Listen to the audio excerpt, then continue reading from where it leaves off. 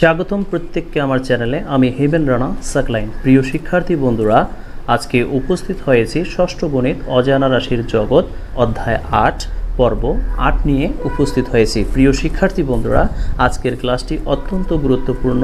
আজকে উপস্থিত হয়েছি একক কাজ নিয়ে, তোমাদের পাঠ্য বই পৃষ্ঠা ১৫২ এর কাজ নিয়ে। প্রিয় শিক্ষার্থী বন্ধুরা, তোমরা খেয়াল করো যে নিচের ছকে প্রদত্ত সমস্যাগুলোর মধ্যে কোনটি বীজগাণিতিক রাশি এবং কোনটি পাটিগণিতীয় সম্পর্ক যৌক্তিক ব্যাখ্যা সহ লিখো। তো এটি খুবই ভেরি ইম্পর্ট্যান্ট যে কোনটি বীজগণিতীয় রাশি এবং কোনটি পাটিগণিতীয় সম্পর্ক যৌক্তিক ব্যাখ্যা সহ লিখো। তো প্রিয় শিক্ষার্থী বন্ধুরা, আজকে আমি তোমাদের খুব সহজভাবে এই সমাধানগুলো করে দেব। প্রিয় শিক্ষার্থী বন্ধুরা, তো ১ নং ক্রমিক নম্বর আমরা সমাধান করব। প্রশ্ন হলো, তোমার বয়স তুমি জানো। তো তোমার বয়স তুমি জানো কথাটার অর্থ দাঁড়াচ্ছে যে আমার বয়স তো আমি জানি, তার মানে আমার বয়স আমার জানা, এখানে কিন্তু অজানা না। তোমার মায়ের বয়স তোমার বয়সের ৪ গুণ। আমার বয়স যত, আমার বয়সের ৪ গুণ থেকে ২ বছর বেশি হচ্ছে আমার মায়ের বয়স। ধরে নিলাম যে আমার বয়স ১২ বছর, তাহলে আমার মায়ের বয়স কত হবে? আমার বয়সের ৪ গুণ থেকে ২ বছর বেশি। তার মানে এটাকে যদি আমি ক্যালকুলেশন করি, ৪ × ১২ = ৪৮, তার সাথে যদি এখন ২ যোগ করি তাহলে কত পাবো? ৫০। তাহলে কত বছর হবে? ৫০ বছর। তার মানে আমার মায়ের বয়স হচ্ছে ৫০ বছর। তো প্রিয় শিক্ষার্থী বন্ধুরা, বলো তো এখানে কি কোনো অজানা আছে? এখানে কোনো অজানা রাশি আছে? অজানা চলক আছে? অবশ্যই না। তাহলে বীজগাণিতিক রাশি অথবা পাটিগণিতীয় সম্পর্কটা কি হবে? পাটিগণিতীয় সম্পর্কটা হবে 12 × 4 + 2। যৌক্তিক ব্যাখ্যা কি? যৌক্তিক ব্যাখ্যাটা হচ্ছে, যেহেতু এটা পাটিগণিতীয় সম্পর্ক, তার মানে যৌক্তিক ব্যাখ্যা হলো যে এখানে কোনো চলক ব্যবহার করা হয়নি। এখানে কোনো চলক ব্যবহার করা হয়নি, তাই এটি একটি পাটিগণিতীয় সম্পর্ক। প্রিয় শিক্ষার্থী বন্ধুরা, তোমরা কি বুঝতে পেরেছো? যদি চলক ব্যবহার করা হইতো তাহলে আমরা লিখতাম যে এখানে চলক ব্যবহার করা হয়েছে, তাই এটি বীজগাণিতীয় রাশি। কিন্তু যেহেতু এখানে অজানা কোনো সংখ্যা ব্যবহার করা হয়নি, তাই আমরা যৌক্তিক ব্যাখ্যা দিব যে এখানে, বা এভাবে বলতে পারি যৌক্তিক ব্যাখ্যাটি, যে এটি একটি পাটিগণিতীয় সম্পর্ক, কারণ এখানে কোনো চলক ব্যবহার করা হয়নি। আশা করি প্রিয় শিক্ষার্থী বন্ধুরা তোমরা বুঝতে পেরেছো। তো এবারে ২ নং সমীকরণের সমাধান করব। ১ কেজি চালের মূল্য ১ কেজি ডালের মূল্য অপেক্ষা ৩০ টাকা কম। তো এখানে কিন্তু প্রশ্নটা ভালো করে বুঝতে হবে তোমাদের। ১ কেজি চালের মূল্যে ১ কেজি ডালের মূল্য অপেক্ষা ৩০ টাকা কম। তার মানে দেখো, ১ কেজি চালের মূল্য ১ কেজি ডালের মূল্য অপেক্ষা, তার মানে এখানে চালের মূল্যটা ডালের মূল্যের উপর নির্ভর করতেছে। তাহলে যার উপরে নির্ভর করে তাকে কিন্তু ধরে নিতে হয়। তাহলে আমরা ধরি, সাপোজ ধরি ডালের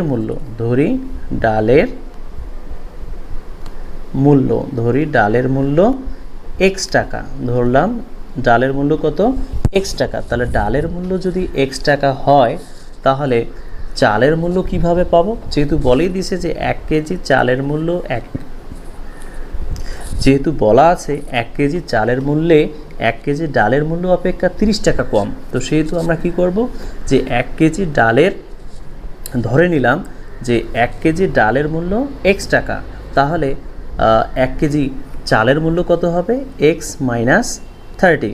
তার মানে ৩০ টাকা যেহেতু কম, সেহেতু ডালের মূল্য থেকে ৩০ টাকা মাইনাস করতে হবে, তাহলে আমরা 1 কেজি চালের মূল্য পাবো। প্রিয় শিক্ষার্থী বন্ধুরা, তাহলে আমরা এটিকে কিভাবে লিখতে পারবো? এটিকে আমরা লিখতে পারবো x - 30। তাহলে যৌক্তিক ব্যাখ্যাটা কি হবে? যে এটি একটি বীজগাণিতিক রাশি, কারণ এখানে চলক ব্যবহার করা হয়েছে। তোমরা এই বক্সটির মধ্যে লিখে দিবে যে এটি একটি বীজগাণিতিক রাশি, কারণ এখানে চলক ব্যবহার করা হয়েছে। তার মানে যেটাতে চলক ব্যবহার করা হবে সেটা হবে বীজগণিতীয় রাশি, আর যেটাতে চলক ব্যবহার করা হবে না সেটা হবে পাটিগণিতীয় সম্পর্ক। প্রিয় শিক্ষার্থী বন্ধুরা, এবারে 3 নং প্রশ্নের সমাধান করব। শিলার বাবার বর্তমান বয়স শিলার বয়সের 4 গুণ। শিলার দাদার বয়স শিলা ও তার বাবার বয়সের সমষ্টি অপেক্ষা 15 বছর বেশি। শিলার দাদার বয়স কত?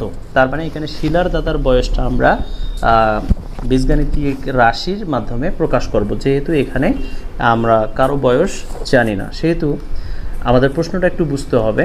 শিলার বাবার বর্তমান বয়স শিলার বয়সের 4 গুণ। তার মানে শিলার বাবার যে বর্তমান বয়স সেটা নির্ভর করতেছে শিলার বয়সের উপরে। তো আমি আগেও বলছি তোমাদের যে যার বয়সের উপর নির্ভরশীল তার বয়সটাকে ধরে নিতে হবে। সেটা ধরলেই যার বয়স বের করতে বলছে সেটাও বের করা যাবে। তো শিলার বাবার বর্তমান বয়স শিলার বয়সের 4 গুণ। তার মানে শিলার বাবার যে বর্তমান বয়স সেটা নির্ভর করতেছে শিলার বয়সের উপরে। এজন্য আমরা কি করব? এজন্য আমরা ধরে নেব যে ধরি শিলার বর্তমান বয়স শিলার বর্তমান বয়স সমান x ধরলাম। শিলার বর্তমান বয়স হচ্ছে x বছর। তাহলে শিলার বর্তমান বয়স যদি x বছর হয়, শিলার বর্তমান বয়স যদি x বছর হয়, তাহলে শিলার বাবার বয়স কত? তো এখানে তো বলাই আছে শিলার বাবার বয়স শিলার বয়সের 4 গুণ। তাহলে শিলার বয়স হচ্ছে x, তাহলে বাবার বয়স হচ্ছে শিলার বয়সের 4 গুণ। তাহলে x কে যদি আমরা 4 দ্বারা গুণ করি, x × 4 সমান 4x। তাহলে এই 4x হচ্ছে শিলার বাবার বয়স। এখন বলছে তাহলে শিলার বয়স কত? শিলার বয়স তো আমরা ধরে নিয়েছি x, আর শিলার বাবার বয়স শিলার বয়সের 4 গুণ মানে 4x।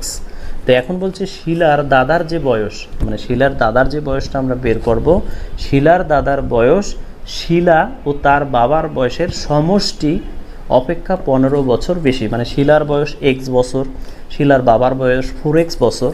তাহলে এই 4x এবং x কে যোগ করে তার সাথে 15 যোগ দিলেই শিলার দাদার বয়স বের হবে। তাহলে এটা আমরা কিভাবে করব? যেহেতু বলছে শিলার দাদার বয়স শিলা ও তার দাদার বয়সের সমষ্টি, তাহলে শিলার বয়স x, শিলার বাবার বয়স হচ্ছে 4x, তাহলে শিলার বয়স x, শিলার বাবার বয়স হচ্ছে 4x। এখন 4x অপেক্ষা মানে x + 4x বয়সের সমষ্টি অপেক্ষা 15 বছর বেশি, তার মানে +15। তো এটি হচ্ছে শিলার দাদার বয়স,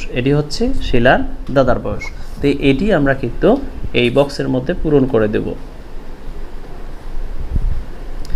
এই বক্সের মধ্যে আমরা লিখব যে শিলার দাদার বয়স কত? শিলার দাদার বয়স হচ্ছে x + 4x + 15। কারণ এই অ্যান্সারটা কেন হবে? যেহেতু বলাই আছে যে শিলার বাবার বর্তমান বয়স শিলার বয়সের 4 গুণ। তাহলে আমরা ধরে নিচ্ছি শিলার বয়স হচ্ছে x, তাহলে শিলার বাবার বয়স হবে শিলার বয়সের 4 গুণ মানে 4x। তো এখন বলল শিলার দাদার বয়স শিলা ও তার বাবার বয়সের সমষ্টি। তো সমষ্টি মানে কি? যোগ। তো x হচ্ছে শিলার বয়স, 4x হচ্ছে শিলার বাবার বয়স। এখন তাদের দুইজনের বয়সের সমষ্টি অপেক্ষা 15 বছর বেশি, এই জন্য আমরা 15 কী করলাম? প্লাস করলাম। তো এটি হচ্ছে শিলার দাদার বয়স। তার মানে এখানে চলক ব্যবহার করা হয়েছে। যেহেতু চলক ব্যবহার করা হয়েছে সেহেতু আমরা এই ঘরে কি লিখতে পারবো? যৌক্তিক ব্যাখ্যা, যে এটি একটি বীজগাণিতিক রাশি, কারণ এখানে চলক ব্যবহার করা হয়েছে। তো প্রিয় শিক্ষার্থী বন্ধুরা, আজকে এই পর্যন্ত 152 পৃষ্ঠার সমাধান করে দিলাম। দেখা হবে পরবর্তী ক্লাসে 153 পৃষ্ঠার সমাধান নিয়ে। ভালো থাকবে, সুস্থ থাকবে। দেখা হবে পরবর্তী ক্লাসে। আসসালামু আলাইকুম ওয়া রাহমাতুল্লাহ।